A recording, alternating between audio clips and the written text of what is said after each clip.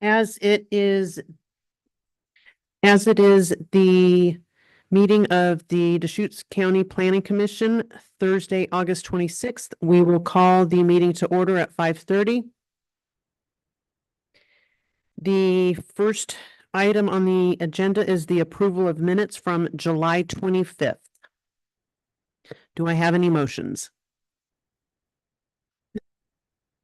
I'll move to approve the meeting, the minutes for the meeting on July 25th. I'll second that. All righty. Do we have any discussion on the minutes? I'll just say that I realized I watched the video again. The problem was I had watched it on audio while I was driving. And so I hadn't seen that Commissioner Kelly had indicated a yes vote with her hand. And so that's why I thought that the initial roll call was inaccurate. So I just withdraw my statement from last time and I'm ready to vote on the minutes. All right, and I watched the previous meeting that you chaired, and I don't remember anything there. So I was like, oh. Yeah. All righty. So with that being said, Commissioner Cyrus, how vote you approval? Vote aye. Commissioner Altman? Aye. Commissioner Stockcamp? Aye. And Vice Chair Curis, I believe Well, you were abstain. okay. Because I wasn't there. And I will also vote 5. We have 4 ayes and an abstention. Next item is public comment for anything that is not on today's agenda. Do we have anyone online, as we have no one in person? Okay, and the next action item is public hearing 2024 housekeeping text amendments with Kyle Collins, Associate Planner. Evening, Commissioners. Again, for the record, bear with me. I'm going to share my screen here so I can run through presentation. And I do want to confirm that we do not have any planners online. Or commissioners. Thank you. Right. This is the time and place set for hearing on file number 247-24-000-417-TA concerning amendments to the Deschutes County Code to correct minor errors identified by staff, other county departments, and the public. The proposed amendments also incorporate updates from rulemaking at the state level through amendments to the Oregon Revised Statutes or the Oregon Administrative Rules, and staff will outline the hearing procedures that will be followed. For the record, all the materials associated with this project can be found on the official project website. You can see the URL here for anybody listening at home. Feel free to follow that. You should be able to see both the application materials up through all the materials staff has presented to the commission here tonight. The Planning Commission will hear oral testimony, receive written testimony, and consider the testimony submitted at this hearing. The hearing is also being recorded. The Commission may make a decision on this matter today, continue the public hearing to a date certain, or leave the written record open for a specified period of time. The hearing will be conducted in the following order. Staff representing Deschutes County as the applicant will give a brief report on the issue. We will then take any testimony from agencies and any interested persons. And then following testimony, the commission can request staff to answer any additional questions. This is a hybrid public hearing with both in-person and remote participation. For our in-person participants, if you wish to testify, please fill out a blue sign-up sheet and submit it to staff. You can find those over at the corner of the room. After your name is called, please come up to one of the tables at the front of the room before beginning your testimony. Before starting your testimony, please provide your first and last name as well as your mailing address. For remote participants, if you wish to testify, you must be logged into Zoom or have called in using the Zoom dial-in option. And when the chair asks if anyone would like to testify, you will need to use the raise hand feature to notify the commission. To do this, you will need to press the raise hand button on your computer or smart device, or if you dialed in, please dial *9. In addition to oral testimony, if anyone has written testimony to submit, you can please hand it to me as staff after you've given your oral testimony. And if you're participating remotely, you can submit any written testimony to my email, which is shown here on the screen. The chair and staff are responsible for conducting an orderly hearing. Any testimony or behavior which is inappropriate will be addressed and maybe result in that member of the public being removed from the hearing. Questions to and from the chair may be entertained at any time at the chair's discretion. Cross-examination of people testifying will not be allowed. However, if any person wishes to ask a question of another person during that person's testimony, please direct your question to the chair after being recognized. The chair is free to decide whether or not to ask such questions of the person testifying. And prior to the commencement of the hearing, any party may challenge the qualifications of any commissioner for conflict of interest. This challenge must be documented with specific reasons supported by facts, and should any commissioner be challenged, the member may disqualify himself or herself, withdraw from the hearing, or make a statement on the record of their capacity to hear and decide on this issue. At this time, do any members have any information that may be perceived as conflict of interest? Does any commissioner have anything to disclose? And if so, please state the nature of same and whether you can proceed. Seeing none, does any party wish to challenge any commissioner, member of the hearings body in this case based on conflicts of interest? As no challenges are presented, the hearing is now open. Staff will proceed with a brief report. Right, as I mentioned in the opening comments, the purpose of this particular set of amendments, we kind of colloquially describe as housekeeping amendments. They broadly reflect three different objectives. One is to correct any errors, both Scrivener's and cross-reference errors that we found in our code, just as relayed typically by internal staff that they pick on through development review, to restate any omissions that might be left out of the code unintentionally, and to reflect any updates to state law that were required as a local government to implement.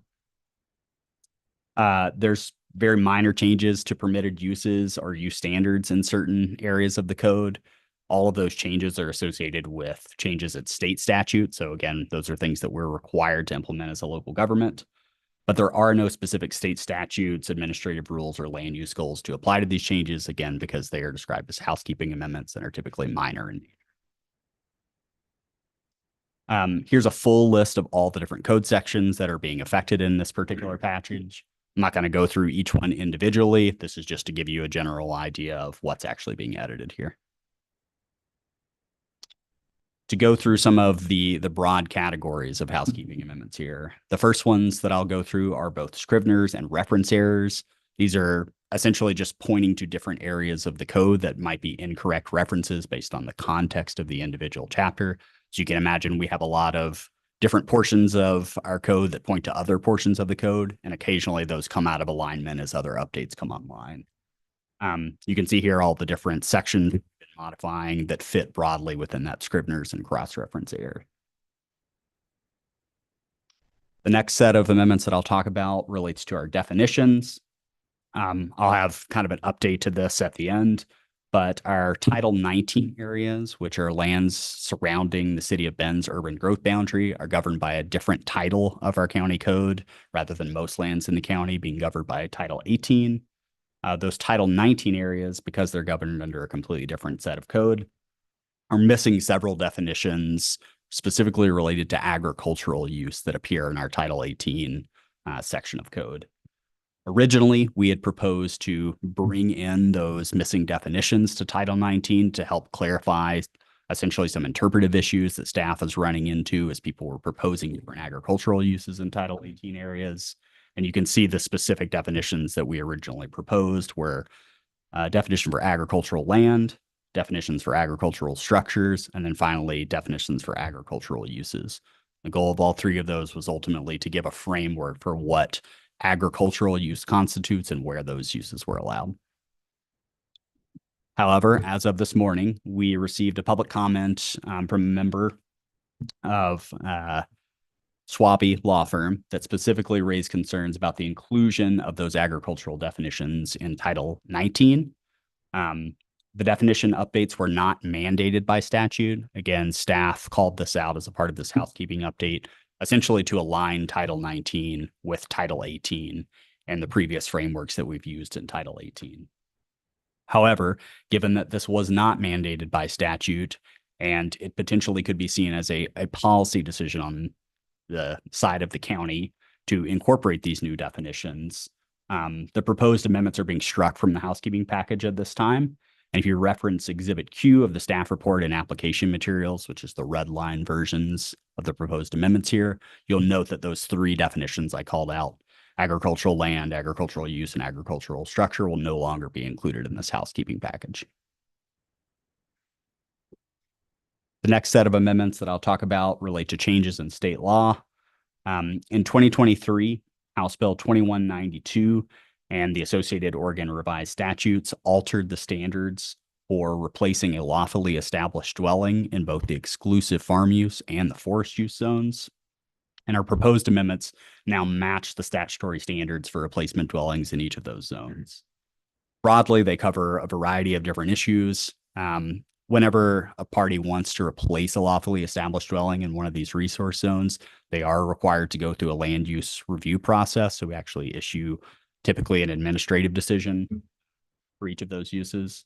And generally, we're required to review if a dwelling is in fact eligible for replacement. So it had to be lawfully established in the first place in order for you to replace it. We review siting criteria. So where is it actually being located on the property, noting that state law requires specific siting criteria.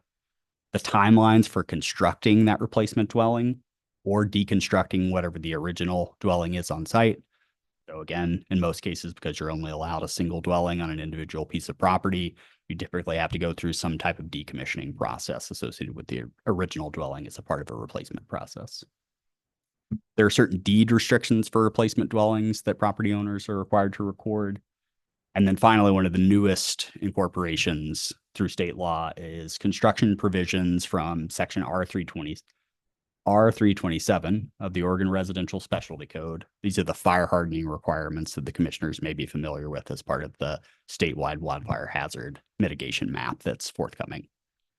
So those R327 provisions will now apply to all replacement dwellings that occur within resource zones, regardless of what the wildfire hazard map says.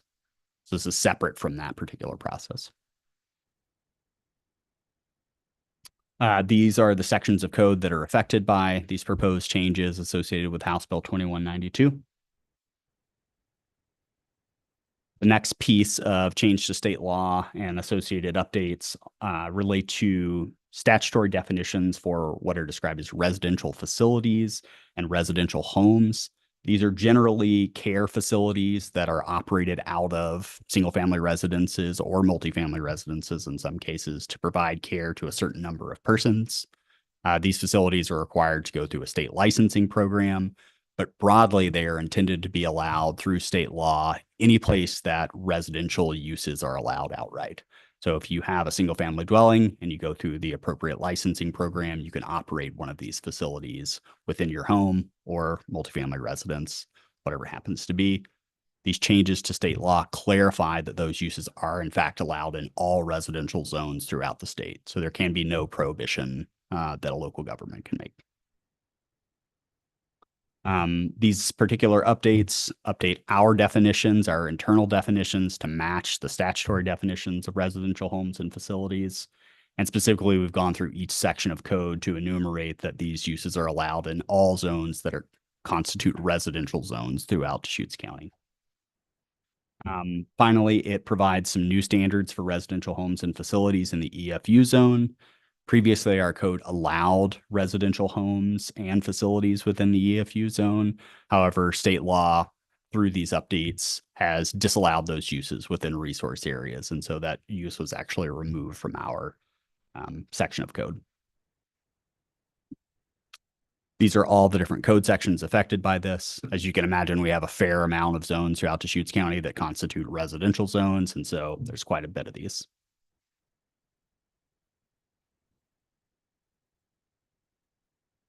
And then finally, proposed changes to state law. There were a number of statutory changes which modified the types of dwellings which qualify for a 4-year land use approval duration.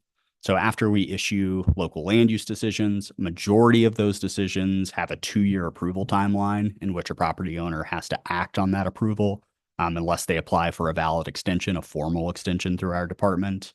However, there are certain types of uses, generally resource dwelling uses, that qualify for 4-year approval windows.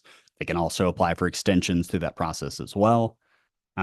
Generally, those have been things like non-farm dwellings. Those are probably the most common thing that we approve that they come with a 4-year approval window. State law has then updated that to also apply to replacement dwellings in the EFU zone and hardship dwellings in the EFU zone. So those two uses have been incorporated within our approval timeline within our local code. And below, you can see the section of code that actually incorporates those changes. Agency comments. So far, we've only received one agency comment associated with this housekeeping package. That came from our senior transportation planner, Tarek Rawlings, in compliance with Goal 12 of the statewide planning system. He found that all proposed amendments comply with the transportation planning rule, given that there are anticipated to be either reduced or unchanged traffic impacts associated with all these proposed uses. Public comments. We've only received a single public comment to date, which I referenced earlier. This came from Ken Katzeroff of Swaby Law Firm. And again, to reiterate, he expressed reservations around the inclusion of the proposed agricultural land definition in Title 19. And again, as I discussed previously, all those new agricultural use, structure, and land definitions are being removed from the proposed housekeeping package. Obviously, that isn't included in the packet you received here because we just received that comment this morning. But moving forward, that would be struck from the record. And with that, I'll move on to the next steps. Commissioners have a few options to move forward.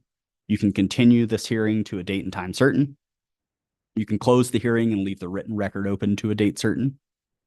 You can close the hearing and set a date for deliberations. Or finally, you could close the hearing and commence deliberations tonight. And with that, I'll take any questions. Does any commissioner have a question for Kyle? Commissioner Altman? Chair, I have a lot of questions. Just curious, what is an example of residential training? How is that defined? Residential training, that actually comes out of the licensing from the state itself in terms of residential homes and facilities. Is that what you're referring to? Yeah. So there's a specific licensing program that's associated with, I believe, the Oregon Public Health Authority. I think that's at least partially where it comes from. I'm not completely familiar with that licensing. But generally, from a local land use perspective, what we would do if someone wanted to establish one of these particular uses, they would go through a land use process with us. And primarily what we're looking for is, did you receive valid licensing that is in effect at the time that you've requested that particular use? Okay. May I continue? Okay.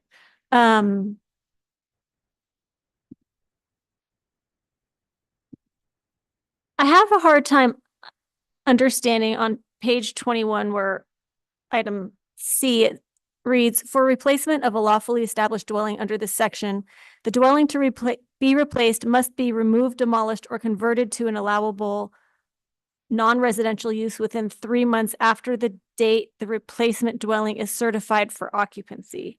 Yeah, I know. Seems like conflicting language. I'm not sure.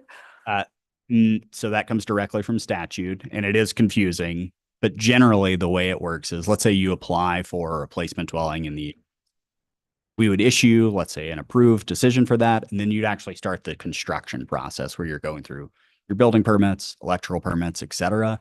The very last step in that process is what's called a certificate of occupancy, where a building inspector comes out, makes a final inspection, and says, yes, you can reside in this new structure. From that moment forward, it starts a 3-month clock in which you have a few different options. You either have to demolish the original dwelling or convert it into some use that wouldn't constitute a residence. So if you remove, let's say, your 220 wiring and all the relevant things that would actually constitute a dwelling per the building code, then you can keep that structure on site. It just can't be a residence from that point forward. Understood. Thank you. May I continue? Absolutely. This is just for my own understanding of this document. I'm assuming that this will not be the completed document. This is just taking certain sections and saying, in this section or this subsection of the code, this is how the language will read. Because when I was going through it, I got stuck on what I thought I was reading about was EFU on page 29, and it said ADUs are outright permitted. I'm like, wait, that's not right. That's not right. What are we talking about? So I assume there will be more headers that say this is specific to MUA or EFU or RR10 or whatever. That's a good question. Essentially, to make the document more readable, multiple versions of the actual chapters themselves have been removed as a part of this, and this is only demonstrating the portions that are being changed at this point in time. So if you were to actually pull up a version of, let's say, chapter 1816, which is the EFU chapter, you would see the full scope of that, and you could pick apart where this would actually be inserted and which language was being replaced as a part of these amendments. Okay, that makes sense. Mhm. Okay. And then just to bring something to your attention, I may have read this incorrectly, but in case I didn't, on page 33, when it's talking about lawfully established dwelling replacement, and this would be in, I believe, F1, Forest Zone F1. It reads that, I think it was just copied and pasted from the EFU. Under D, it says, as a condition of approval, if the dwelling to be replaced is located on a portion of the lot or parcel that is not zoned for exclusive farm use, ... Should that say forest use or? Also a good question. Okay. It's kind of a strange answer. So the way the statutory language is written, again, this is just a straight import of statute. There aren't specific provisions that are called out for replacement dwellings in the F1, F2 chapters, or just they're not called that in state statute, but forest use zones. Rather, the forest use zones point to the exclusive farm use zone replacement dwelling standards and say the same standards apply here. Okay. So all the language in the EFU zone is effectively imported into the forest zone chapters, even though obviously it doesn't apply in most cases. Although technically there could be properties that are split zone, forest use zone, and EFU zone, but those would be relatively rare. Okay, thank you.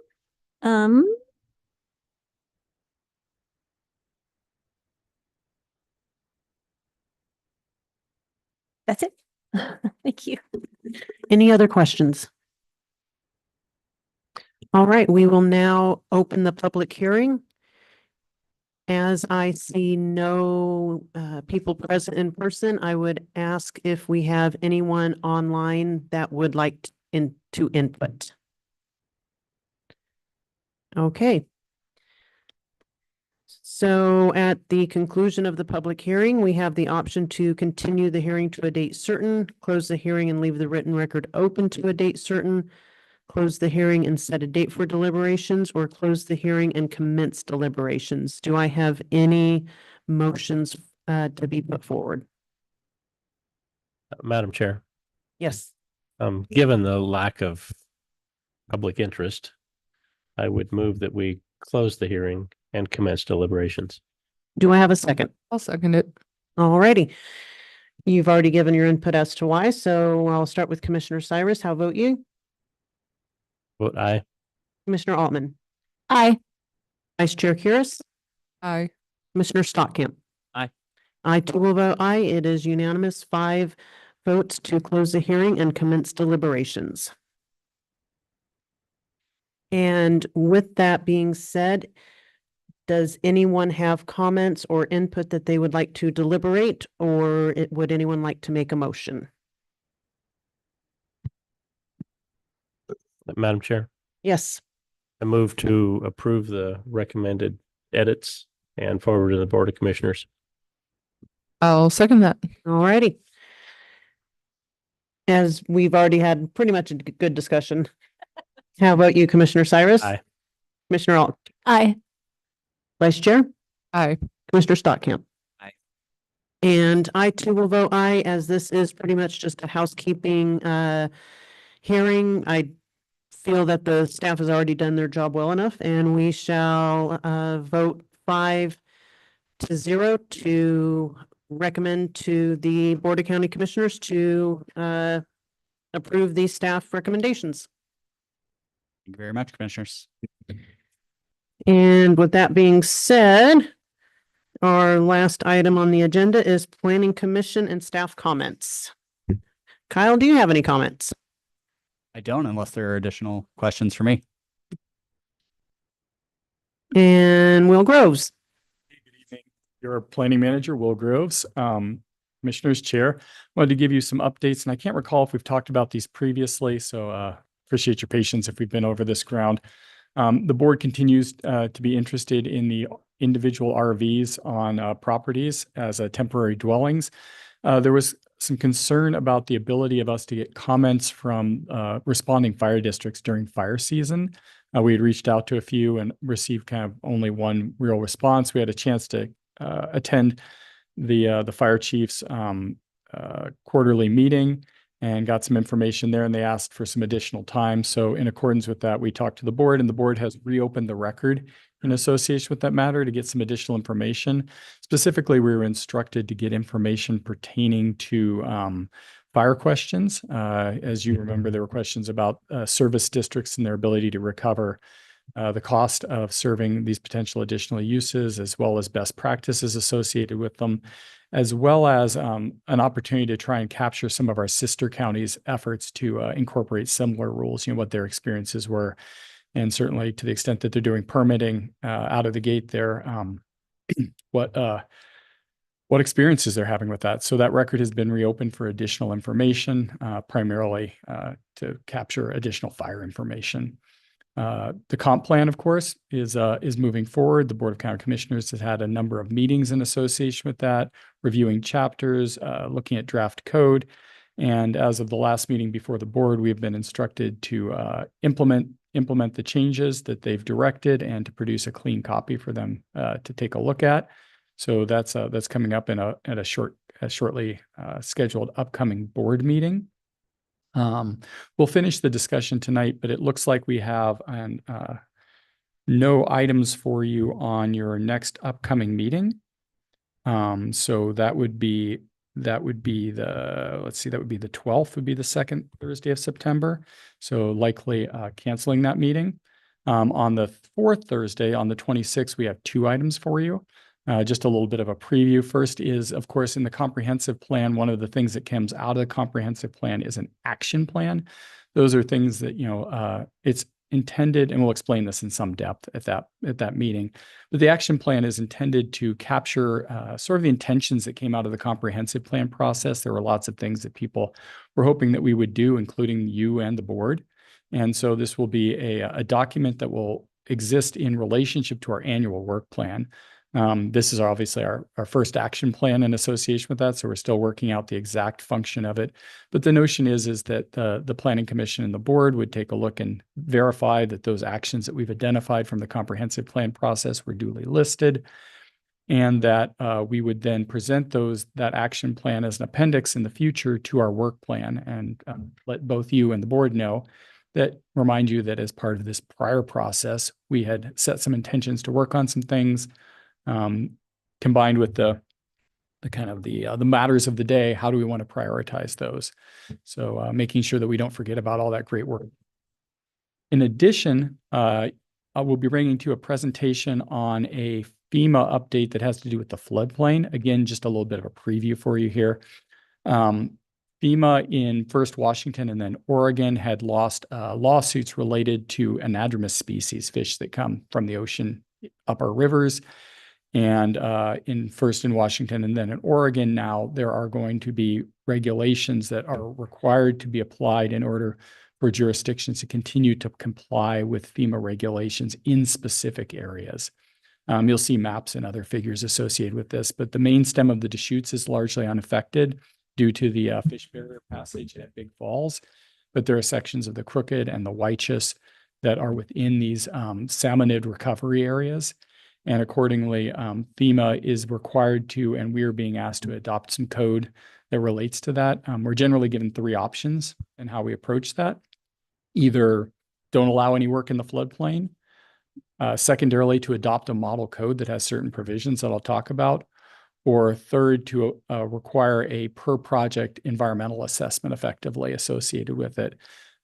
Staff has been attending a number of meetings associated with this that is hosted by FEMA. It seems like there's a lot of interest in the model code for jurisdictions, but also a lot of concern about the timing. FEMA's between a rock and a hard place. They've lost a lawsuit and have obligations under federal law to undertake certain actions. And we, as the county, as recipients of the flood insurance program, they're looking for us to take certain actions that are obligatory as well. And so some concerns about the timing, but we'll come back to you with maps, what those actions look like. Oh, the model code. The model code, as I understand it, and I've had a chance to look at it, is it doesn't prohibit anything that was currently allowed, but it has some additional requirements associated with it. One example we'll talk about is balanced cut and fill. So to the extent that you're in the floodplain and you're putting dirt in, you're expected to take somewhere on your property the same amount of dirt out so that the total amount of floodplain storage isn't being altered by a project. Previously, you could have put your fill in and the notion would be that it's kind of a cumulative drop in the bucket that we're keeping an eye on, for example. So we'll bring you a detailed presentation on that, but just a little bit of a preview of what's coming up on the 26th. Thank you. Peter? Thank you, Madam Chair and members of the commission. I just have one item. October 10th, there will be a joint meeting with the Board of County Commissioners here at 5:30. So we'll have we'll provide a memorandum that summarizes the programmatic elements that are currently being undertaken by long-range planning staff. And just for context, to the extent that the Planning Commission or the board has questions about that, but it's an opportunity to introduce new Planning Commission members, engage in constructive dialogue, talk about priorities that you may have or interests that you may have in relationship to the work plan that we're undertaking. But we do this annually, and October 10th is the confirmed date. So thank you. Mr. Stockkamp? Yeah, I just have one question related to the comp plan. I watched the deliberation on Monday and I tried, is the document that they were looking at, is that in the record somewhere right now? Like, I know it said there was red lines and stuff and I tried opening the memo for it, but like I just got the loading thing. So I don't know if the document was just so big, but I was just kind of curious seeing, when will is there a time like the final one will be proposed, like the cleanup one, or like is the red line one available? Was it in that thing and like the computer just was taking so long to load because it's that large? And it's hard to look at. So the comprehensive document plan actual document is contained in a separate software package that makes it relatively hard to look in and edit it. So Nicole produced a faithful copy of it in Word, which the formatting's a mess, but it is all in that packet, and those packets take forever to load if you're not on the internal county internet. I've run into that as well. Yeah. If you'd like, I could have Nicole forward you a copy of that. I'd love that. I'm just curious to see what the commission's looking at right now. So Yeah, for sure. I'll make that connection. Great. I'd love to get a copy as well. How about everyone? Sure. Okay. that was my only comment. Hey, Vice Chair? I don't have any comments. Mr. Altman? Commissioner Cyrus? Hey, thanks for a fast and efficient meeting. Absolutely.